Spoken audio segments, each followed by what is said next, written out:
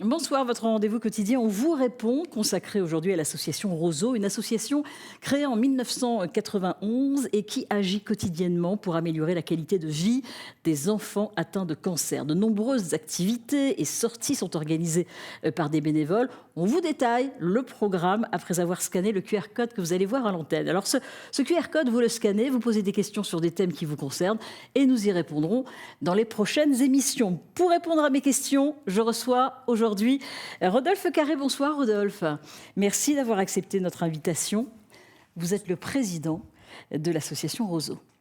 Alors, je le disais, l'association Roseau est une association qui a été créée en 1991, qui permet d'améliorer la qualité de vie des enfants atteints de cancer. Ça commence aux nourrissons jusqu'aux jeunes adultes, c'est ça? Bonsoir Valérie. Bonsoir. Oui, c'est exactement ça. En fait, donc l'association a été créée en 1991, comme vous l'avez dit. Et notre but premier, notre mission, c'est d'intervenir dans le service au plus près des enfants pour prendre soin d'eux et les casser de leur routine hospitalière et surtout qui est rythmée par les traitements et les chimiothérapies. Et grâce à ça, on a des bénévoles qui interviennent quotidiennement pour leur changer les idées, jouer avec eux, faire de la lecture par exemple, faire du bricolage, utiliser des casques de réalité virtuelle ou des choses comme ça. Ils ont besoin évidemment de s'occuper, vous les aidez, vous les soutenez moralement, parce que ça c'est important. Toutes ces activités, c'est vraiment important pour le moral, pour le mental de ces enfants, de ces jeunes enfants. Grâce donc des activités, quel style? Vous avez parlé de lecture, il y a d'autres activités aussi à l'hôpital, au sein de l'hôpital. On peut faire de la peinture, on peut faire un tas de choses. En fait, les bénévoles débordent d'imagination donc pour occuper ces petits loups.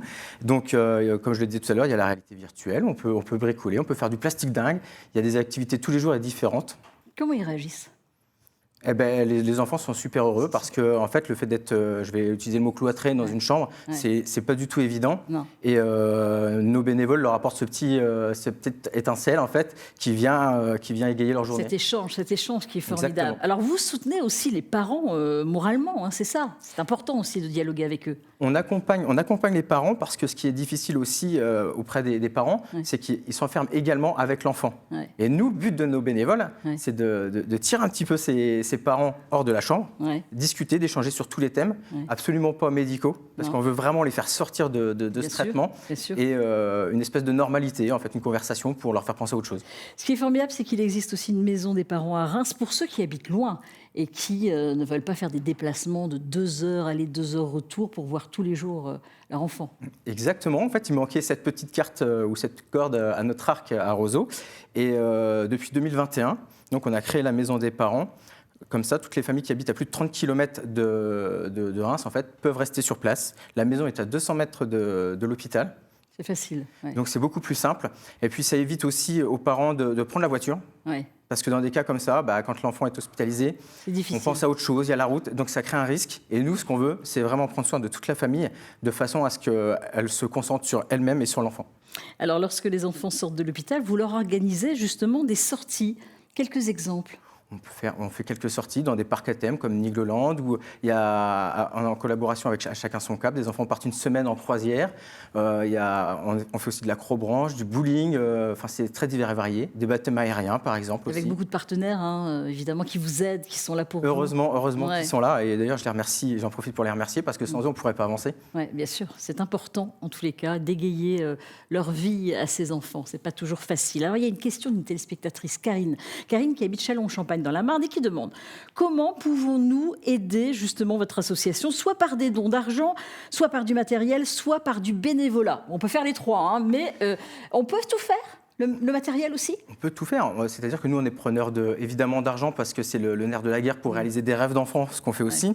On a besoin de financement, donc les dons sont très très importants pour nous. Matériel, on prend aussi des cadeaux neufs pour offrir aux enfants. Tous les ans, on a une fête Roseau où on invite les familles, les fratries et les enfants et on leur offre des cadeaux ce jour-là. Et au niveau bénévolat, évidemment, on a toujours besoin d'un coup de main. Il y a des rêves que vous essayez de réaliser, évidemment, les rêves de ces enfants. Il y en a un qui est extraordinaire, par exemple. Ils sont tous extraordinaires pour les enfants, mais Peut-être plus difficile à réaliser. C'est très difficile à réaliser. Ouais. Parce qu'on est confronté à des barrières, à des murailles qu'on essaye de franchir. C'est pas facile. Des fois, on y arrive, des fois, on n'y arrive pas. Mais pour eux, on essaie d'abattre des montagnes, de déplacer des montagnes. C'est sûr. Après, les rêves, c'est très divers et varié. Ouais. Ça va je me rappelle d'un petit enfant qui voulait faire un tour de camion poubelle. Ouais. Donc, avant que je ne sois président. Donc, ça m'a beaucoup marqué. Ouais. Une jeune fille qui voulait faire de la montgolfière aussi. Ou des enfants qui voulaient rencontrer les joueurs de l'OM, en l'occurrence. Et ça, c'est des choses qu'on a réussi à faire. Alors, il y a des sorties, des animations. Comme le 1er juin, mais ça, ce n'est pas l'association qui l'organise. Expliquez-nous un petit peu. Le 1er juin a lieu le Trail du Mont-Berru. Donc, c'est des partenaires depuis des dizaines d'années qui fonctionnent avec Roseau. Et ils organisent donc le 1er et 2 juin un trail solidaire, puisque les recettes nous sont reversées. Ouais. Et on peut s'inscrire avec ledossard.com. Le samedi, c'est une course en duo qui aura lieu. Et le dimanche, par contre, ce sera un trail de 10 km, 20-30, et il y a de la rando aussi pour ceux qui préfèrent marcher. Bon. Et puis le 12 juin, direction l'Arena à Reims pour assister à un match de football avec des légendes du stade de Reims, match royal, ça s'appelle comme ça sur les affiches. Expliquez-nous. Et là, il y a une partie de la recette qui sera reversée à votre association. Exactement.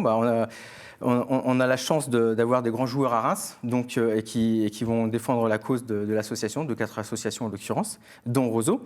Et on va avoir la chance de recevoir des anciens joueurs comme Cédric Forêt, Michael Tacalfred, Anthony Weber, pour ceux qui connaissent. Ils ont marqué le stade de Reims. Moi, je suis fan, donc je suis comme un enfant devant ça. Et ils affronteront d'autres légendes comme Djibril Cissé, Eric Abidal et d'autres personnes bien connues de... Bon. C'est le 12 juin, c'est ça. C'est le 12 juin, exactement. À 20h. À l'Arena à Reims, à 20h. Juste en 10 secondes, un mot sur les bénévoles. Combien sont-ils au total ? On est environ une soixantaine. Une soixantaine. Et vous en cherchez encore ? Toujours. Toujours. Bon, si vous voulez accompagner cette association Roseau et faire rêver ses enfants, eh bien, vous pouvez les contacter. C'est à Reims, évidemment, Roseau. Merci beaucoup, Rodolphe Carré, d'avoir accepté notre invitation. C'était un plaisir. Vous êtes le président de l'association Roseau. Vous avez le QR code si vous voulez poser des questions. Nous y répondrons. Bonne soirée.